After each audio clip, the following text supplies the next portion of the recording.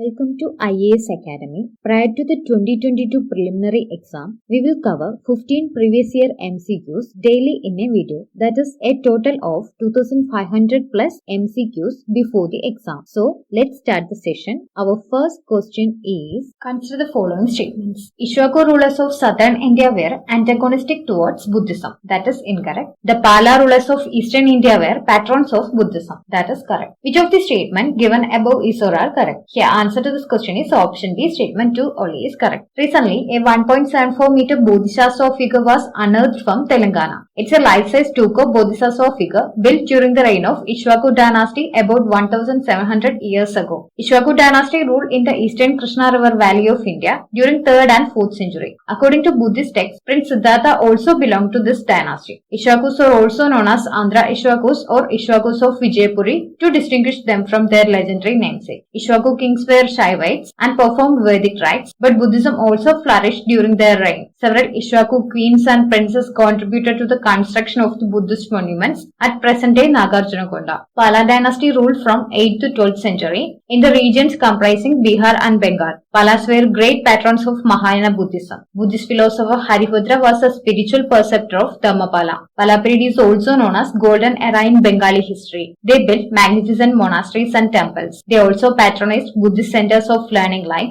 Nalanda University and Vikramshila University. Various Mahaviharas, Stupas, Chaityas, temples and forts were constructed during this period. Most of the architecture was religious, with the first 200 years dominated by Buddhist art and the last 200 years by Hindu art. So here answer to this question is option B. Question number 2. With whose permission did the English set up their first factory in Surat? Options are Akbar, Jahangir, Shahjahan, Aurangzeb. Here answer to this question is option B. Jahangir. During Jahangir's reign, the British visited Machilipatnam. Captain Hawkins and Thomas Royo visited Jahangir's court. Captain Hawkins failed to secure trading rights. However, Thomas Royo got a farmland for setting up an English factory at Surat. Question number 3. The Hunter Commission was appointed after option A. Black Hole Incident, option B. Jalianwalla Bagh massacre, option C. Uprising of 1857, option D. Partition of Bengal. Here answer to this question is option B. Jalianwalla Bagh massacre. Hunter Commission of 1920 was appointed by the then Secretary of State for India, Edwin Monday. The official name of the Hunter Committee of 1920 was the Disorders Inquiry Committee and was constituted after the massacre at Jalianwalla Bagh on 13th April 1990. The Jalianwalla Bagh massacre, also known as the Amritsar massacre of 1990, took place when General Dyer of the British Army ordered his troops to open fire and keep firing into a crowd of unarmed people inside Jalianwalla Bagh. So her answer to this question is option B. A separate Hunter Commission of 1882 emphasized on primary and secondary education. Question number 4. Who among the following organized the famous Chittagong Armoury raid? Options are Laxmi Sehgal, Surya Sen, Batukeshwar Datta and Sengupta. Here answer to this question is option B. Surya Sen. Surya Sen led the Chittagong Armoury attack against British government. Sen was born on 22nd March 1894 in Chittagong, present-day Bangladesh. Inspired by his teacher, Sen joined Anushilan Samiti, a revolutionary organization led by Sharat Chandra Basu. Sen formed a group of young and passionate revolutionaries. He trained and groomed youngsters on weaponry and bomb making. He hatched a plot to raid and seize arms and ammunition from the government, cut off communication from the rest of India, and to isolate Chittagong. This incident came to be known as Chittagong Armoury raid. Sen's associate in the plans were Ganesh Ghosh, Loknath Bal, Ananta Singh and others. The plan was put into action on 18th April 1930. Sen along with his associate raided the police armory in Chittagong. Another group raided the armory of the auxiliary forces. The revolutionaries seized arms but failed to locate ammunition. However, they did manage to cut off telephone, telegraph and railway lines. Sen hoisted the Indian flag on the premises of the police armory and proclaimed a provisional revolutionary government. So her answer to this question is option B. Surya Sen. Question number 5. In collaboration with David Hare and Alexander Duff, who of the following established Hindu College at Calcutta? Options are Henry Louis Vivian Derosio, Ishwar Chandra Vidyasagar, Keshav Chandra Sen, Rajaram Mohan Roy. Here answer to this question is option D. Rajaram Mohan Roy. Rajaram Mohan Roy, known as the father of modern India or father of Bengal Renaissance, was a tireless social reformer. Rajaram Mohan Roy was one of the few people in his time to realize completely the significance of modern modern age. He started many schools to educate Indians in Western scientific education in English. He believed that English language education was superior to the traditional Indian education system. He supported David Hare's efforts to find Hindu college in 1870, while Roy's English school taught mechanics and Voltaire's philosophy. In 1822, he founded a school based on English education. In 1825, he established Vedanta College, where courses in both Indian learning and Western social and physical sciences were offered. So here answer to this question is option D. Question number 6. Quartzite is metamorphosed from? Options are limestone, obsidian, sandstone, shale. Here answer to this question is option C, sandstone. Quartzite is metamorphosed from sandstone, while shale is from slate. Slate, marble, quartzite, etc. are some examples of metamorphic rocks. Quartzite is a hard rock found over Rajasthan, Bihar, Madhya Pradesh, Tamil Nadu and areas surrounding Delhi. Sandstone is converted into quartzite through heating and pressure. So her answer to this question is option C, sandstone. Question number 7. Which one among the following states is smallest in area? Options are Andhra Pradesh,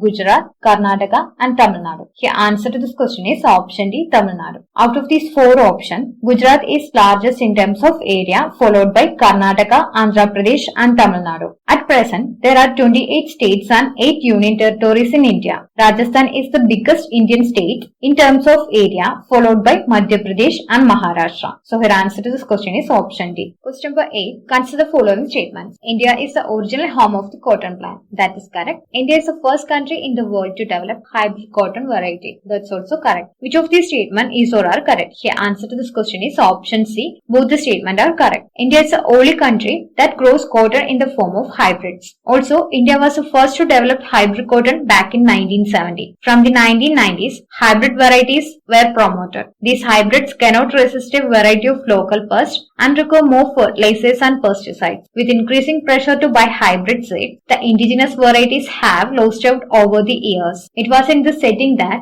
BT cotton was introduced in India in 2002. India is the largest producer of cotton in the world and the third largest exporter as of now. It is also the largest consumer of cotton in the world. The pest-resistant genetically modified BT cotton hybrids have captured the Indian market, covering over 95% of the area under cotton since their introduction in 2002. India produces about 6 million tons of cotton every year, which is about 23% of the world cotton. India produces about 51% of the total organic cotton production of the world. So her answer to this question is option C. Question number 9. Consider the following statement. The International Solar Alliance was launched at the United Nations Climate Change Conference in 2015. That is correct. The alliance includes all the member countries of United Nations. That is incorrect. Which of the statement given above is or are correct? Here answer to this question is option A. Statement 1 only is correct. The ISA is an intergovernmental treaty-based organization with a global mandate to catalyze solar growth by helping to reduce the cost of financing and technology. It's an Indian initiative that was launched by the Prime Minister of India and the President of France on 30th November 2015 in Paris on the sidelines of the UNFCCC Conference of the Parties, with 121 solar resource-rich countries lying fully or partially between the Tropic of Cancer and Tropic of Capricorn as prospective members. ISA is the nodal agency for implementing One Sun, One World, One Grid, which seeks to transfer solar power generated in one region to feed the electricity demands of others. The ISA's major objectives include global deployment of over 1000 gigawatt of solar generation capacity and mobilization of investment of over $1,000 billion into solar energy by 2030. So her answer to this question is option A. Question number 10. Consider the following statement about minorities of India. The Government of India has notified 5 communities, namely Muslims, Sikhs, Christians, Buddhists and Zoroastrians as minorities. That is incorrect. India has notified 6 communities as minorities. The National Commission for Minorities was given statutory status in 1993. That is correct. The smallest religious minorities in India are Zoroastrians. That is also correct. The Constitution of India recognizes and protects religious and linguistic minorities. That is correct. Which of these statements are correct? Here answer to this question is option C. Statement 2, 3 and 4 are correct. With the enactment of National Commission for Minorities Act 1992, the Minority Commission became a statutory body in 1993 and was renamed as National Commission for Minorities. In 1993, 5 religious communities, that is the Muslims, Christians, Sikhs, Buddhists and Zoroastrians, that is the Parsis, were notified as minority communities. In 2014, Jains were also notified as minority community. At present, 6 religious communities have been notified in Gazette of India as minority communities by the Union Government all over India. National Commission for Minorities functions under the jurisdiction of Ministry of Minority Affairs. The term minority is not defined in the Constitution. However, the Constitution recognizes religious and linguistic minorities. The smallest religious minority in India are Zoroastrians, that is the Parsis concentrated in Maharashtra. So here answer to this question is option C. Question number 11. In what way does the Indian Parliament exercise control over the administration? Options are through parliamentary committees, through consultative committees in various ministries, by making the administrators send periodic reports, by compelling the executive to issue writs. Here answer to this question is option A, through the parliamentary committees. Representativeness, responsiveness and accountability are the foundational pillars of parliamentary democracy. In India, Parliament has broadly 2 functions, which are lawmaking and oversight of the executive branch of the government. Parliament is the embodiment of the people's will, and parliamentary committees are an instrument of parliaments for its own effective functioning. Indian Constitution mentions 2 kinds of parliamentary committees, that is, the standing committee and ad hoc committees. Any subject related to these committees is dealt with Article 118 subclause 1 of the Indian Constitution. So her answer to this question is option A. Question number 12. Which one of the following statements correctly describes 4th schedule of the Constitution of India? Options are distribution of powers between union and states, languages listed in the Constitution, 3 legislative listed in the Constitution, allocation of seats in the Council of States. The answer to this question is option D. 4th schedule deals with allocation of seats in the Council of States. There are 12 schedules in the Constitution of India. 4th schedule contains a provision in relation to allocation of seats for states and union territories in the Rajya Sabha. First schedule deals with names of states and union territories. Second schedule deals with provision for allowances and privileges. Third schedule deals with oath and affirmations. Fourth schedule deals with allocation of seats. Fifth schedule deals with administration and control of scheduled areas and scheduled tribes. Sixth schedule deals with administration of tribal areas in Meghalaya, Mizoram, Tripura and Assam. 7th schedule deals with union list, state list and concurrent list. 8th schedule deals with 22 official languages. 9th schedule deals with land reforms. 10th schedule deals with anti-defection law. 11th schedule deals with panchayats and 12th schedule deals with municipalities. So her answer to this question is option D. Question number 13. Economic growth is usually coupled with options are deflation, inflation, stagflation and hyperinflation. Here answer to this question is option B, inflation. A growing economy or increase in the supply of money in the market causes demand pull inflation. That is, increase in money supply enhances purchasing capacity of consumers, which leads to increase in demand. When consumers feel confident, they spend more and take on more debt. This leads to a steady increase in demand, which means higher prices. That is inflation. Inflation and economic growth are parallel lines and can never meet. Inflation reduces the value of money and makes it difficult for the common people. Inflation and economic growth are incompatible because the former affects all sectors as indicated by Consumer Price Index. So her answer to this question is option D. Question number 14. Which of the following can aid in furthering the government's objective of inclusive growth? Options are promoting self-help groups, promoting micro, small and medium enterprises, implementing the Right to Education Act. Select the correct answer using the codes given below. Here answer to this question is option D. All the statements are correct. The concept of the inclusive growth is based on both economic and social empowerment of ordinary and underprivileged individuals. Thus, all the statements are correct. Inclusive growth means economic growth that creates employment opportunities and helps in reducing poverty. It means having access to essential services in health and education by the poor. It includes providing equality of opportunity, empowering people through education and skill development. It also encompasses a growth process that is environmental friendly, aims for good governance and helps in creation of